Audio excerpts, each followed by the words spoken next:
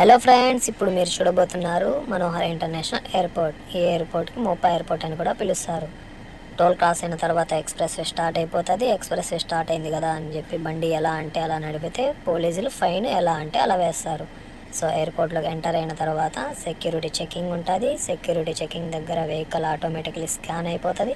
Scan అయిన తర్వాత feel Goa అనే బోర్డు చూస్తూనే లిటరలీ మీకు కూడా గోవాలో ఉన్నట్లు ఫీల్ స్టార్ట్ అవుతుంది. సో ఇక్కడ మళ్ళీ స్కాన్ చేసిన తర్వాత లోపలికి వెళ్ళొచ్చు. లోపలికి వెళ్ళిన తర్వాత ఇక్కడ వెహికల్ పార్క్ చేసి ఇప్పుడు మనం ఎయిర్పోర్ట్ లోపలికి వెళ్దాం. సో ఇక్కడి నుంచి లోపలికి వెళ్ళొచ్చు. అక్కడ కనపడుతున్న బస్ కలంగట్ బాగా వెళ్ళటానికి యూజ్ చేయొచ్చు. ఇది వచ్చేసి పికప్ జోన్ అనమాట. ఏ క్యాబ్ అయితే బుక్ చేసుకుంటారో ఆ క్యాబ్లో వెళ్ళొచ్చు ఇక్కడి నుంచి. సో ఇదైతే లోపల వ్యూ. లోపల ఇలా ఉంటుంది అనమాట. ఇండియన్ ఫ్లాగ్, GOX అంటే మోపా ఎయిర్పోర్ట్ కోడ్ అనమాట. సో ఇక్కడ గార్డెన్ కూడా కనపడుతుంది చిన్నగా. సో 4-5 కెఫేస్ అయితే లోపల ఉంటాయి. ఇది తలసరి కెఫే. డిజి యాత్ర కూడా ఉంది. ఫిజికల్ డాక్యుమెంటేషన్ చేయకూడదు అనుకుంటే డిజి యాత్ర యూస్ చేయొచ్చు.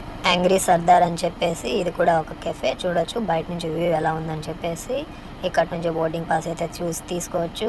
డిపార్చర్స్ డిస్ప్లే చూడొచ్చు. డిపార్చర్ అవ్వడానికి ప్యాసింజర్స్ అయితే లోపల వెళ్తున్నారు. ఇక్కడైతే 2 ATMs ఉన్నాయి. నేనైతే ఒకటే తీసాను. సో ఇదైతే అర్జున కెఫే. అంజునాలో ద ఫేమస్ కెఫే అని చెప్పి కూడా అనొచ్చు.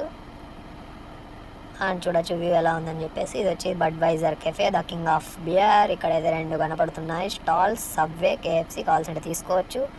బాక్స్ విలేజ్, ఆ బోర్డుపై రెస్టారెంట్స్ ఉన్నాయో అక్కడ అన్నీ రాసి ఉంటాయి.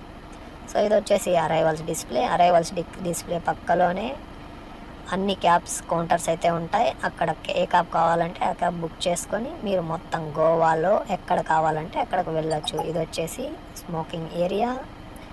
ఇది ఎయిర్పోర్ట్ బయట నుంచి వ్యూ. సో నేనైతే ఇప్పుడు వెళ్తున్నాను. టాటా బాబాయ్, సీ యూ. వేరే వీడియోలో కలుద్దాం.